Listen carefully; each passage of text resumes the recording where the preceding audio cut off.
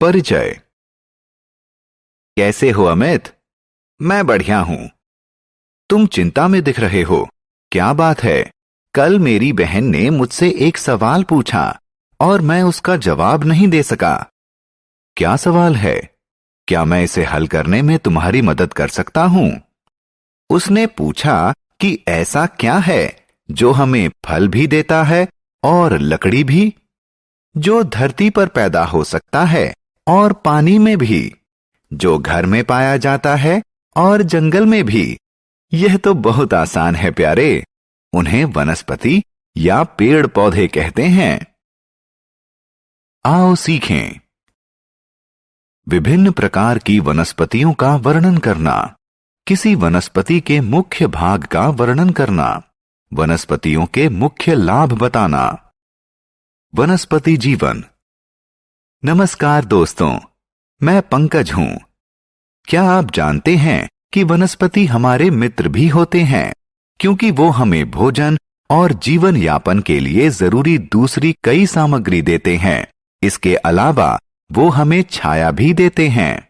वो भी हमारी तरह सजीव होते हैं। उन्हें अपने जीवित रहने और बढ़ने के लिए आहार और जल की जरूरत होती है। उनमें भी हमारी तरह विकसित और लंबे होने की योग्यता होती है। वनस्पतियों के प्रकार। बच्चों, हम अपने आसपास विभिन्न प्रकार के पेड़ पौधों को देखते हैं। हम देखते हैं कि कुछ पौधे लंबे होते हैं तो कुछ छोटे। जो पौधे बहुत लंबे और मजबूत होते हैं उन्हें पेड़ कहते हैं, जैसे आम, नारियल, नीम इत्यादि पेड़ हैं। जो पौधे पेड़ों से छोटे होते हैं उन्हें झाड़ियां कहते हैं, जैसे गुलाब या सूरजमुखी के पौधे। इनके अलावा कुछ वनस्पतियां बहुत छोटी होती हैं। इन्हें शाक कहते हैं। बैंगन और पालक शाक के उदाहरण हैं। बेल और लताएं। दोस्तों, यह जानकर आपको आश्चर्य होगा कि कुछ वनस्पतियां सीधी खड़ी नहीं हो सकती और उन्हें खड़े होने के लिए सहारे की जरूरत होती है। ऐसी वनस्पतियों को बेल और लताएं कहते हैं। बेल किसी सहारे के साथ बढ़ती है, जैसे कि मनी प्लांट। लताएं जमीन पर फैलकर बढ़ती हैं, जैसे कि कद्दू और तरबूज। वनस्पतियों के अंग। दोस्तों, आइए पौधों के विभिन्न अंगों की चर्चा करें। किसी पौधे के मुख्य अंग जड़, तना, पत्ते, फूल और फल होते हैं। आइए एक एक कर इन सभी के बारे में और जानें।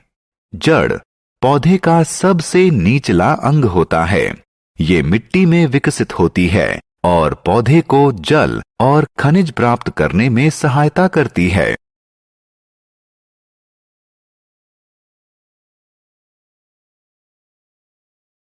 तना और पत्तियां। पौधे का अगला अंग तना होता है। पौधे के कठोर भाग को तना कहते हैं, जो जमीन के ऊपर उगता है। यह पत्ते, फल और फूल को वहन करता है। तना पौधों को सहायता भी देता है। दोस्तों, क्या आप जानते हैं कि तने का कौन सा भाग उन्हें फल तैयार करने में मदद करता है? बिल्कुल सही, पत्तियां करती हैं। पत्तियों का रंग हरा होता है और ये तने से उत्पन्न होती हैं। फूल और फल। दोस्तों, आइए अब हम पौधे के सबसे आकर्षक और सुंदर भाग यानी फूल के बारे में जानें। फूल विभिन्न रंगों और प्रकार के होते हैं, जैसे सूरजमुखी, गुलाब या डहेलिया इत्यादि। मैं जानता हूं कि आप में से ज्यादातर लोग फल पसंद करते हैं। पौधे के रसदार भाग को फल कहते हैं। फल विभिन्न आकार, प्रकार और रंग के होते हैं, जैसे केला, आम, सेब या संतरा।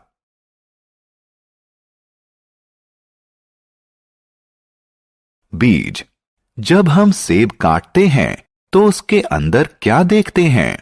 हाँ, बिल्कुल सही, हम छोटे भूरे बीज देखते हैं। दूसरे फलों के अंदर भी बीज होते हैं, जैसे पपीता और आम।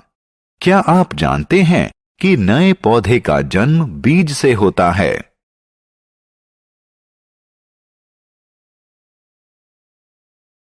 वनस्पतियों का उपयोग। बच्चों, हम जानते हैं कि हम पौधों से खाने की सामग्री प्राप्त करते हैं। भोजन सामग्री के अतिरिक्त हम पौधों से अन्य बहुत सी चीजें प्राप्त करते हैं। बहुत सी दवाइयां व इत्र यानी परफ्यूम पौधों से बनते हैं। पेड़ हमें लकड़ी भी देते हैं। कुछ स्थानों पर लकड़ी से घर भी बनते हैं। आओ खेलें। दोस्तों, आइए आपकी जानकारी की परीक्षा लें। पौधों के विभिन्न अंगों से उनके कार्यों का मिलान करें। हमने क्या चर्चा की? हमारी ही तरह पौधे भी सजीव होते हैं। पौधे कई प्रकार के होते हैं, जैसे पेड़, झाड़ियां, शाक, बेल और लताएं।